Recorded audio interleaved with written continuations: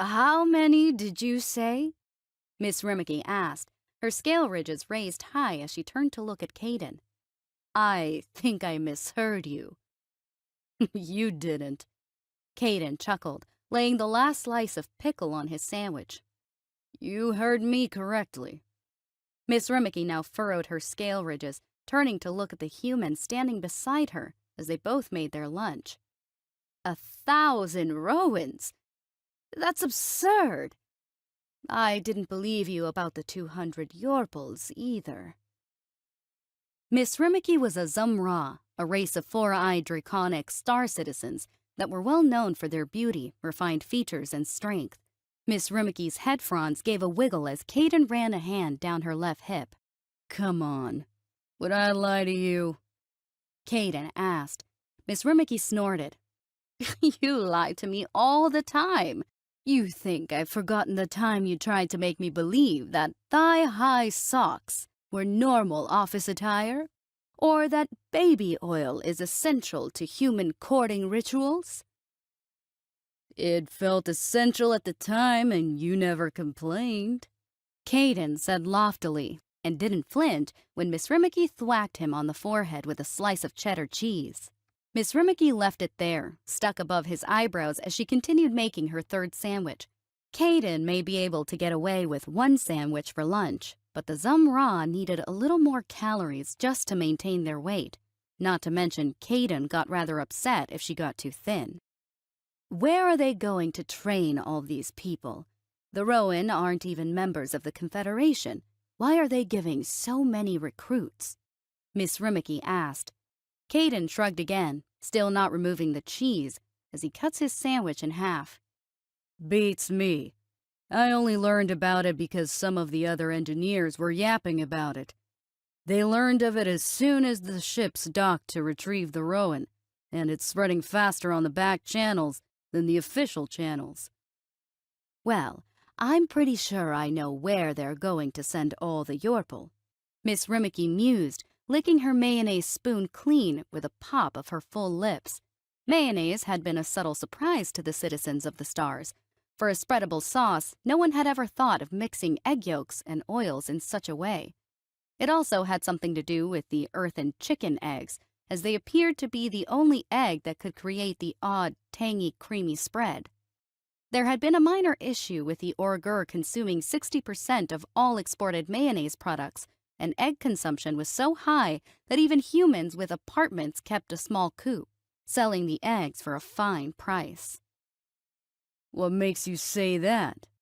Caden asked her, rustling a small pile of cheddar sour cream chips onto his plate. Miss Rimmicky set her 3 sandwiches on her own plate, then stole one of Caden's chips, tossing it into her mouth as she spoke with a smirk. They're going to want to go where Frerin went, and I know which base she calls her home away from home. You like her, don't you?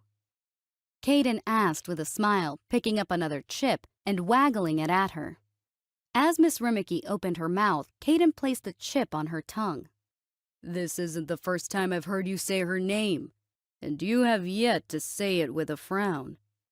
Miss Rimmicky chewed happily, wiggling her shoulders back and forth with a cheery flick of her thick draconic tail. She swallowed and then picked up her plate, walking into the living room with a sway of her hips. Let's just say she is pivotal in paving the way. Cryptic, Caden mused, then snorted out a laugh as Miss Rimmicky hissed at his Maine Coon cat, Squishmallow, who ran spitting and hissing away from the couch. Frerin sighed out, flopping down onto her bunk for the first time since she landed 3 days ago. Frerin was a Yorple, a semi-bestial race of the stars that hailed from Dagmar Prime. Not that she could really say that anymore, as it seemed Dagmar Prime had turned its back on her. Her people were one of snout and paw, animalistic in appearance and stature. Her fur was a dull yellow, quite common really, while her pink eyes only gave her a little bit of leg to stand out. As soon as she had landed, she had to go through the hell of paperwork and a swift looking over by the land-based doctors. While the corpsmen on the ship had given her a clean bill of health, the Army medics still wanted their pound of flesh. They were more curious to see how she came out after going through a building in her yak drop pod, and were quite pleased to find all of her bones were intact. She then had to see the rune keeper, as she had called for Frerin to come by for a visit and a mental wellness check.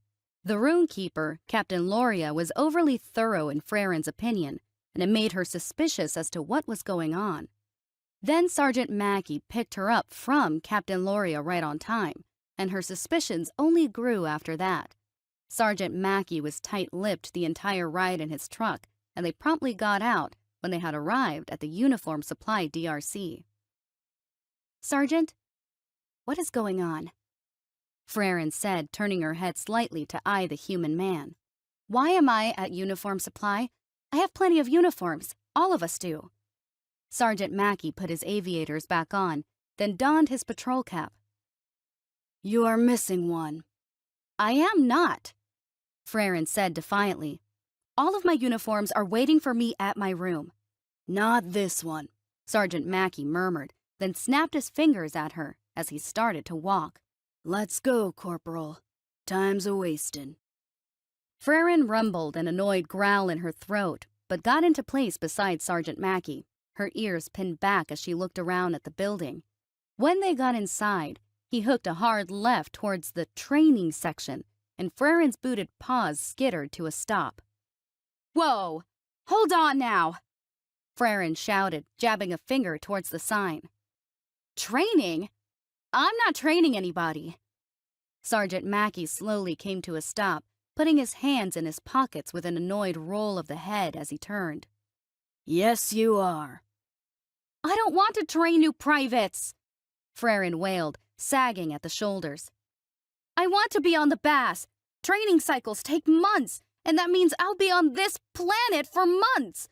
I belong in a dropship, not a fucking NCO barracks room, or in a starship." Starships were self-contained barracks that held both classrooms, dining facilities, outdoor exercise pits, the barracks themselves, and were one-stop shops for training new recruits. Frerin had been quite disappointed when she kept hearing starship during her early training days and was faced with an old brick building to live in. "Himmel and Zetrin will be there in another company," Sergeant Mackey mused. "They were quite eager to teach new recruits." Frerin's fur flared out, and her hackles raised. "Himmel likes being in buildings, and Zetrin just wants to show off his ferret." Himmel was a point, a shorter, multicolored race of peoples from Pillin 4. Despite being a slender, athletic race that held deeply colored, pupilless eyes, they had pointed ears and shared many features of the humans. This led them to being called space elves, and they had quite the reputation as drinkers. Zetrin was a Carlaken, a lizard-like peoples that the humans kept comparing to cobras. The little snakes and the Carlaken peoples shared the broad hoods around their heads and the forked tongues, despite the fact they had legs and feet much like the humans themselves. "Corporal," Sergeant Mackey said, fixing the Yorpal with a look. "You are the highest-ranked Yorpal on active duty, and are a combat veteran. We have a lot of Yorpal coming here, and Command wants you here to assist in their training. This is not a request. You are being ordered to assist the drill sergeants at 313 and get these Yorpal through their training cycle." Frerin deflated, her ears drooping along with her tail. But Sergeant!" "No." But the raids! What if there are Mandarin?" "The Mandarin can be killed by people besides you, Corporal." "What if you need more soldiers?" "We'll call in another ship." "Sergeant, please! I don't want to be stuck planet-side for months on end." Sergeant Mackey rolled his tongue in his cheek, frankly annoyed at Frerin for being so fussy, then pulled his trump card as he set his eyebrows in an aloof manner. "Specialist Rayburn will be on the base as well, helping train light infantry." Frerin's tail gave a short betraying wag, as well as her ears perking up. "Specialist Rayburn is going to be here?" "Uh-huh," Sergeant Mackey said, picking at a small speck of fluff on his uniform's shoulder. "I told her you'd be around too, and all assisting personnel, such as you and Rayburn, are staying in the same NCO barracks, freshly refurnished. Farron still didn't like it, but if Rayburn was going to be here. Fine, Farron muttered, folding her arms angrily, even as her tail still gave short wags. I guess I can deal with this bullshit for a few months. That a girl? Sergeant Mackey said dryly, turning on his heels with a long squeak of his boot heels. Come on, then. Farron followed Sergeant Mackey, although still reluctantly, into the training section of the uniform supply building, and she was quickly whisked away by the civilians that worked the area. To her far more happy surprise, she found herself quickly fitted into the new YBDU, or Yorpal Battle Dress uniform. These were designed and tailored to fit Yorpals better than the standard military BDUs they were all currently suffering through, and only managed some level of comfort thanks to the talented seamstresses. There was even a part of the waistline that could be unbuttoned, allowing for the tail to pass through, then rebuttoned for a seamless fit. The bottoms of the BDU trousers could also be unbuttoned at the end like a cuff, allowing the larger Yorpal paw foot to fit through more easily, as well as a more open neck for their chest fur. As Farron looked at herself in the mirror, she had to admit that she looked good in this uniform. The trousers clung to her curves in a professional manner, and the tapering of the side seams made sure her strong figure stood out more prominently. She didn't want to admit it, but she felt sexy in this uniform, and she kept making herself blush when she would turn around to observe the seat of her trousers. She couldn't even meet herself in the eyes when she saw how her chest looked in the mirror. "Oh, honey, you look stunning!" An older female human said as she came around the corner of the mirror, clapping her hands together in polite glee. "My goodness, you looked like a furry little square in that other uniform compared to this." Another older human woman with graying blonde hair came around the other end of the mirrors, holding 7 identical uniforms. "They cut quickly thanks to those new machines. With these, the Yorpal will look like actual soldiers now, instead of teenagers in their daddy's uniform." "Human shape isn't the same as a Yorpal, that's for sure," came the voice of the other female human, this one getting into her 50s, and she came bustling out of the back while holding an odd cap in her hands. "They have those big old ears and fur, and they can't wear any darn hats. I think I figured this one out, though." The first older woman dusted down Farron's shoulder, checking for the fit, then turned to the woman in her 50s while squinting at the cap. "Is that what I think it is?" "A mod 1918 overseas cap, yep," the woman said proudly, holding it up for Farron to see. "I cut a small curve into the fabric so it will fit around the right ear and have a little, jaunty tilt to it. There are clips inside the band that will help it stay in place on the fur. There's no way to make it fit around a Yorpal's head due to the ears, but this way at least it looks the part." The woman in her 50s stepped right up to Farron, working the cap into place. Even in her old age and average height, Farron was still looking at the woman's chin as she got the cap around her ear. "Ah, here we are. The look is complete," she said, backing up from Farron with a happy smile. The graying blonde woman shuffled around, then let out a content sigh. "See? There we go. Now the whole look is complete." "Can't be complete without a cap or a hat, that's what I always say," the last woman said, folding her arms as she watched Farron gape at herself in the mirrors. Farron had never felt this professional in her life. She looked as if she had stepped out of a slate recording. She quietly wondered to herself what her mother would have to say about this. She had always wanted Farron to wear pretty clothes proper for a female Yorpal seeking to be someone's Andurhaida. She would likely froth at the mouth seeing Farron in this uniform, knowing that it would never be a skin-tight glida to send the males into a stupor. With her new uniforms, hats, and boots in hand, Farron was quickly ushered back into Sergeant Mackey's truck. Dozens of eyes had snapped around to Farron when she left the seamstress fully dressed, and the other soldiers had tried to stop her and ask her who she was. A dashing male human had nearly caused her to fluster when he walked over, asking her if she had any free time in the evening. It was only the timely intervention of Sergeant Mackey, who had stopped, wondering where the hell Freren went, that got her out of the situation. That did not stop her tail from wagging all the way to the truck, though. The ride from there to the training barracks had been swift, and the transport buses were already parked outside. "What?" Freren asked, looking around to Sergeant Mackey in confusion. "Why are we here already?" "Because you're going to teach, obviously," Sergeant Mackey said as he unlocked the doors. "Now get out and go do your job." "What?" Freren cried out, now inwardly panicking. "Isn't there usually a school for this kind of thing? I thought instructors went to a school." Sergeant Mackey stared at Freren, face placid. "You're not a drill sergeant. You're assisting the drill sergeants. If you dally any longer, they're going to come here and find you." "Man!" Freren whined, grabbing her duffel bag and sliding off the truck seat. "What about the other stuff I need?" "Rayburn will be around with it here soon. You know where the NCO barracks is from here. You can walk it," Sergeant Mackey said with a wink.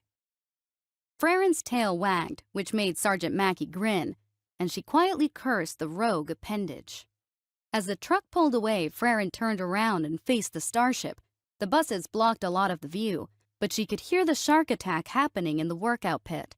She started walking to where she knew the drill sergeants would be, her mind rewinding to her first time here.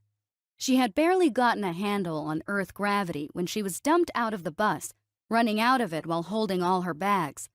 She remembered the drill sergeants surrounding them like a wave, tripping, smacking, pushing, or whirling around them like feral beasts. Training with the Yorpal military had been rather posh, all things considered. You arrived at the training base, watched a few recordings, got spoken to by the commander of the training base, and were then sent out to, well, learn. It was all very formal, nearly a college-like experience. Here it was like a hazing ritual, and it was hell on wheels the entire time. She remembered being launched forward when someone kicked the rucksack on her back, and she had gone rolling along the torn-up tire tread in the pit. When she tried to get up, it was Drill Sergeant Marshall who was screaming down at her, wondering why she was so weak that she was falling down. That had been an eye-opener. Freren came around the lead bus to see two drill sergeants waiting for her, and thankfully, they were smiling. One was an Asian human, her auburn hair braided into a thick cord, and face one of a gentle mother. The other was a tall, corn-fed white specimen, his hair dark brown with a matching mustache. "Hey there, Corporal," the man said, holding out his hand. "You got here just in time." Freren took his hand, shaking it as she quickly read his name tape. Thank you, Drill Sergeant Maxburn." This was all rather odd. She should have been at the position of parade rest, but they were acting like she was an old friend. She turned and shook the hand of Drill Sergeant Hirata. My, hard to believe you were here only just a little while ago," Drill Sergeant Hirata said, giving Freren a warm smile. "Pride and joy of the 313. Now going forward, do not stand at parade rest for us or any other NCO. You are a trainer now, and you are exempt from that custom. However, all the recruits must give you that courtesy, and you have to be on them about it, all right?" Freren blinked rapidly. I'll try." Drill Sergeant Maxburn chuckled, both he and Drill Sergeant Hirata turning, motioning for Freren to follow. She quickly stepped up with him, hefting her duffel bag. "This is a rather large training rotation," Drill Sergeant Maxburn began, as they walked through the square of the company area. The human so tall that he was casting a shadow on Freren. "Most drill sergeants I've seen for a single class. Usually we have anywhere from 200 to 300, but this has 500 recruits. Not a spare inch in the barracks, let me tell you." Drill Sergeant Hirata smiled as she turned to look at Freren. "Of the 500, there are 200 Yorpal volunteers, 150 humans, and 150 Rowan. Rowan are being trained here? The yellow people from—" Freren started but was interrupted by Drill Sergeant Maxburn. "Yeah, those.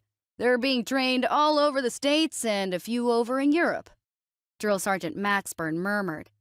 "We're treating them as any other alien that comes down here to train, and they will be reforged into warriors."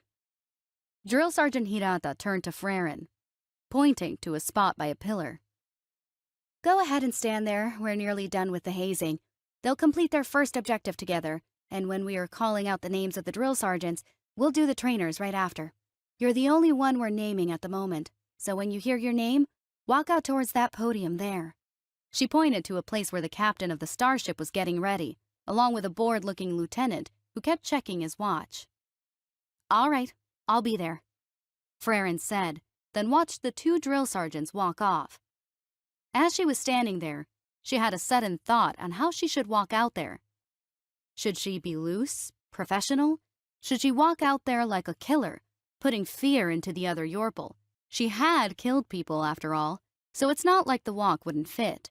Frerin, hearing the sounds of both panting, angry shouts and bawling from somewhere in the pit, peeked her head around the wall to look out into the hazing area. While many in the pit were doing their best to remain stalwart in the face of angrily shouting and harassing human drill sergeants, some were not. Well, they weren't doing as well as they may have hoped. The humans, knowing how this all usually went, just put up with it. They narrowed their eyes, set their jaw, and just let the drill sergeants yell at them. Any human going into service also saw the videos and knew what drill sergeants usually got up to.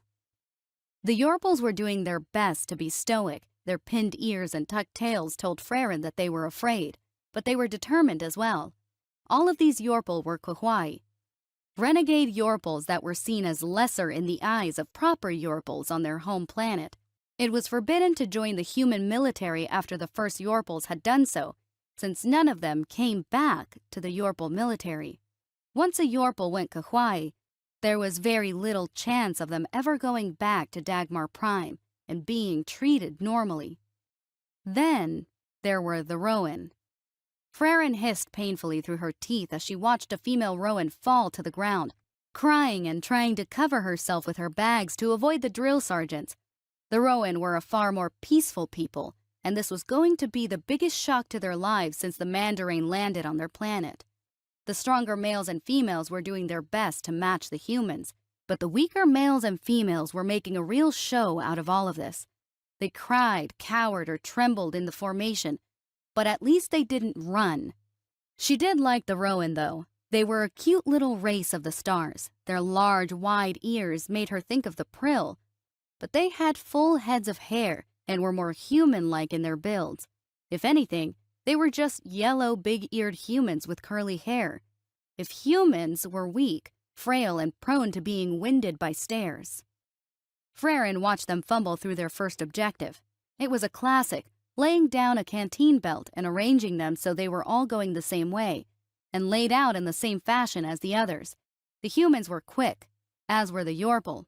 But the Rowan, they made soup and sandwiches out of the entire ordeal. A male Rowan was in tears trying to get his canteen going the right direction, all while the drill sergeant's knife handed him within an inch of his life. Even the Rowan next to him were trying to suck back their own tears, and a heavy-chested Rowan was shaking so hard that she always seemed to be in motion. Frerin got a good chuckle out of that, and that Rowan was going to hate the lack of room and the power armor. Finally, they all completed their first objective, and the captain started with their speech. And tears taint did he ever have a speech. Frerin found officers tiresome for this one reason the most. If at any time they needed to make a speech of any kind, they dragged it out like stretching a piece of chewing gum. Frerin was nearly going numb at the brain when she heard names start getting listed off, and she straightened up behind her little hidden area, making sure her uniform was still good. "And as a trainer, in order to give you all true and recent combat experience through the eyes of a non-human soldier, we have Corporal Frerin here to show you all how to become one with the warriors green," the captain said, then held out a hand for Frerin. Frerin set her eyes and mouth to a grim military edge and walked out from the hidden shadows of the company area. As soon as she hit the open air, there was a sharp inhale of breath from all the Yorpal. "Look at the size of her," A female Yorpal breathed out, eyes wide in shock. A red male, his eyes locked on Freren, started wagging his tail. She's real. Stars above, she's a monster. Freren snapped her head around to the male, and nearly all 200 Yorpal flinched back, avoiding her gaze. They were all so small. It still tickled her to no end that Yorpals were so naturally small and demure, unforged upon the anvil of humanity. The Rowan all bowed their heads to Freren. They knew her, and that she had set boots down onto their world, and they had nothing but the utmost respect for her. Captain Tilde nodded his head to her as Freren stood at attention, then turned to the new recruits. Maybe Corporal Freren has some choice words for you. Words of wisdom for her fellow star citizens. Freren grinned, letting her fangs show as she raised her voice to those ahead of her in the formation. Dry up those damn tears. There's no place for them here. If you want to cry and lay on the ground, she pointed a bladed hand toward the buses. The buses are right there. If you want to wail like children, go home and do it. This is a place for soldiers, not weanlings, and Earth is not kind to the weak. The formation was deadly silent. Then a male Rowan went to make a run for the buses. 3 other male Rowans turned and snatched up his uniform, dragging him back into place. Whatever he was saying to them was quickly hushed down with a hard slap. A female Rowan, who was moving to make her own run, halted mid-step, instead slowly turning back into her place within the formation. Just as she remembered, as the days began to pass, the new Yorpal and Rowan would have to deal with the first hurdle of their training, Earth. The main ingredient of what made the warriors of Earth the warriors of Earth was the planet itself. The gravity was punishing. The weather was unkind. The teachers of its warriors more unkind than even the weather, frankly. The first few weeks was just conditioning the recruits. Freren arrived bright and early before the sun, running and lifting with the recruits. The new Yorpal were flagging even more than she had been, and she realized quite quickly that these were civilian Yorpals. All of her class had at least been soldiers. This class, artists, writers, cafe workers, factory workers, students, they were all weak. Their weakness made Freren hate them, a burning shame that swirled around her heart. This fire inside of her had been drilled into her by her own human drill sergeants, as if they had dropped a little core of the planet into her during her own training. The human drill sergeants were hard. This much was true to the Yorpal and Rowan, but they were no comparison to the demon known as Corporal Freren. The devil HFY was a boogeyman to the Yorpal, and the males were not handling her having power well. A large, tawny male Yorpal had challenged her week 2, chafing under her constant chastising, and had had enough. He had shoved Freren in the chest, going to tell her to back off. He didn't even get the words back out before Freren was on him. Human drill sergeants stood aside and let Freren teach, bludgeoning the male Yorpal as if he were a child. Freren was a Yorpal of the Warriors Green, forged in blood and brass by the humans on Earth itself, and she was not to be trifled with.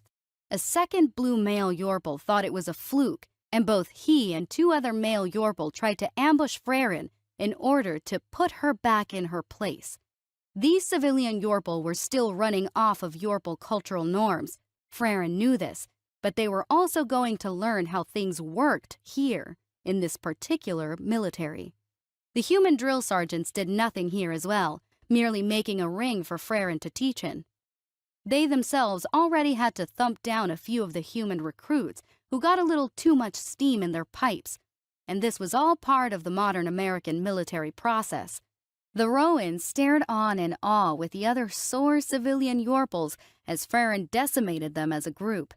Freren was built, strong, and had what they did not have yet: human-instilled drive. Freren had been in more melee battles than she could count, had killed dozens of Mandarin by this point, and she saw this as nothing different. They caught her outside the DFAC as she was walking out, the 3 having been hiding nearby and watching while the post-meal formation came together. Frerin was caught off guard, but her well-honed senses kicked in immediately as all three made contact with her. Frerin snarled out a wordless challenge and caught one in the nose with a hard elbow, turning with the action to crack her skull against the face of the other. The third was on her back, expecting her to crumble under the weight, but Frerin's thighs explained to him that this was not going to happen. She had been trained in Earth's gravity, with human techniques, and fed a steady diet of human food. Her thighs locked in place, bearing the male Yorpal's weight easily, and she felt him tense up on her back. "Oops," Frerin hissed at him through bared teeth, turning to look over her shoulder as his tail was quickly caught up in both her fists. His soul was not ready for the sound his mouth made when she twitched her hands. By the time 6 seconds had elapsed, all three of the male Yorpal were broken in several places. One had a shattered nose, the other missing 3 of their teeth, and the third, well, Frerin had broken his tail with a loud, audible snap in order to make the point stick to the other Yorpal. They lay on the ground whimpering as a couple of medics started making their way over, already pulling out the painkillers. "How?" a black female Yorpal asked, amazed by the fact Frerin wasn't even breathing hard. "How are you able? How?" Frerin straightened up, corrected the position of her cap around her ear, then let her arms hang as she spoke to those around her. "You will not be normal Yorpal for long," Frerin said, slowly stepping in front of the line of Yorpal that had gathered. "You are all weak. Dagmar Prime weak. You are still thinking as if you are on Dagmar. You are not on Dagmar. You are on Earth. Earth is going to change you, break you down, and rebuild you into something new." Frerin slowly began to take off her uniform top, undoing the buttons as she looked to the black Yorpal. "You, come here." Yes, sir. Ma'am. The Yorpal started stammering out, but quieted down as Frerin tossed her uniform blouse to her. "Don't drop that, or I'll break your nose next." Frerin growled at her, and the black Yorpal dropped her head in a respectful bow. She turned to the others as she untucked her uniform shirt. "You believe you are strong. You believe you are tough enough to survive in the human military. Earn your way. Become a HFY warhound like me." Frerin pulled her uniform shirt over her head, standing there in her cap, bra, and uniform trousers. Her muscles rippled under her fur as she opened her arms out to her fellow Yorpal, and she made sure to really flex her stomach, to really make her abdominals pop. "None of you are there yet. None of you are even a match for me. I could take each and every one of you on right here, right now, and kill each of you with my bare hands. Earth is going to feed you and give you strength you have never known with its nourishment. Its gravity will build you. Its terrain will test you. Its people will train you and remake you. You will grow taller, stronger, and only when you have cracked through Atmo on your first drop and land with thunder can you ever be considered a HFY warhound." Frerin held up an arm and flexed, letting the male and female Yorpals see how not even her fur could hide the bulges of muscle. "Any more of you weanlings want to waste my time, or is 4 males being broken enough for you?" The Yorpals in front of her were dead silent, and all of them looked afraid of her. "Good," Frerin said, turning to get her uniform shirt. She looked up at the human drill sergeants, and all of them were struggling to hold in laughter. Drill Sergeant Hirata was silently wheezing, waving a hand in front of her face as she tried to not cry out her words. "She flexed on them. She literally flexed on them. Oh my God." It was the last time Frerin was challenged, and the Yorpal fell in line behind their obvious Yinghe, or the alpha Yorpal in charge of a group. The weeks wore on, and Frerin found the Rowan tiring. They were just as civilian as the Yorpal, but they were a poorer, more peaceful world. During training, they constantly whined and cried about being sore, about how they were hungry, how hot it was, how uncomfortable they were. It never ended. The Yorpal weren't any better, languishing under the Missouri sun as they trained under the sky's gravity. To their credit, the Rowans stuck it out due to pride and dedication to their people and did not want to be known as the first Rowan to drop out due to weakness. The Yorpal held on due to the fact Freyren was there and did not want to look weak in front of the human-forged Yorpal. The baleful pink eyes of Freyren haunted them like a ghost, looming out of the darkness with the other drill sergeants during training. The warhound corporal chased them through the Missouri woods during ambush training, tormenting them as she taught how to react to fire. She battered them black and blue in hand-to-hand combat training, teaching them how to use their size to their advantage and how to push through the pain. Freyren strode above them as they fired on the range, crying out and shrinking away as she laced rounds next to their heads from her XC-1 Lancer rifle. "The enemy is going to fire back! Do you think combat is going to be another lazy day on the range?" Freyren screamed down at them, kicking sand over their heads, or even pelting bodies with rocks as they fired. Freyren really enjoyed this part. She didn't know why, but she found it a good bit of fun. The Yorpal were starting to finally get into shape, get into the swing of things, and the Rowan were right behind them. Day after day, Freyren and the human drill sergeants broke these star citizens and molded them into something else. Something tough, hardy, and deadly, hammered again and again on the anvil of Earth until the scale left their bodies. Freyren pushed them to the brink of quitting multiple times, using Earth itself as a weapon. She never allowed the Yorpals to slack off, to slow down while on runs, to do the bare minimum of workouts. Freyren worked them to their undercoats, letting no one take the easy way out. Summer was not working in their favor. Rowans and Yorpal languishing under the heat. Neither race normally had to deal with heat like this, and it left them wobbling at the knee after every training session. The heat, the gravity, the air, the harshness of humans, and the little Yorpal maniac they had created. It was a lot to bear.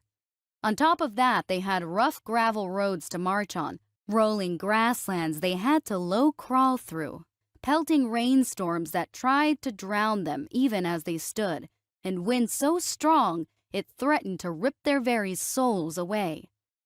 The weather was just another layer to the training, a painful dollop of cream that no one could bear to savor. The weeks carried on. Rowan and Yorpal became stronger, changing, rearranging, learning, and time skipped by. It was the day before the armor training that Freyren found herself back at Specialist Rayburn's room, and she knocked at the door. Specialist Rayburn opened the door, dark hair freshly showered, wearing a pair of sweatpants, a long flowing t-shirt, and a bright smile. She was outside a little more and was becoming more tan, and it made her green eyes shine all the brighter. "About time you got here. You told me 10 minutes," Rayburn said, stepping back to let Freyren in. Freyren groaned, setting her cap on Rayburn's desk. "I know, but I had to double-check with the drill sergeants about tomorrow. Meeting took longer than expected." "Your spare comfy clothes are in the top drawer," Rayburn said, popping a bag of popcorn into a Yangla cooker. Freyren shrugged off her uniform top, wincing. "Thanks, Rayburn. I guess I'm late enough all the time that it was smart of you to leave clothes here?" "Yeah," Rayburn said with a smirk, pushing numbers on the Yangla cooker. "You'd probably go to get changed in your room and fall asleep on the couch again." Freyren mumbled under her breath as she pulled off her uniform shirt. "I said I was sorry." Yeah. Had to walk all the way down there and wake you up." Rayburn chided playfully, watching as Freyren changed out of her work clothes and into something more comfortable. Freyren always felt good wearing sweatpants. They were a stupid, ugly garment, but damn if they weren't cozy. "All right, let's get this over with," Rayburn said, and she turned to rustle around inside of a drawer. Freyren turned, then rolled her head with a laugh as she spied Rayburn pulling out a brush. "Really? Now?" "Your fur is all out of whack, and your tail looks like the wind chewed on it. Come here, let me fix it," Rayburn demanded, patting a spot in front of her on the ground pillows. Freyren rumbled in annoyance, but tiredly walked over towards the female human and sat down on a ground pillow. Rayburn slapped her own thigh a few times, and Freren rolled her eyes this time. Really? Freren asked her, looking over her shoulder with a wry grin. Rayburn slapped her thigh again with the brush. Come on, then. Ugh. Freren sighed out, but slowly laid down on her side, resting her furred cheek on the human's well-muscled thigh. There. Rayburn giggled, then started to brush, both of them trying their best to ignore Freren's wagging tail.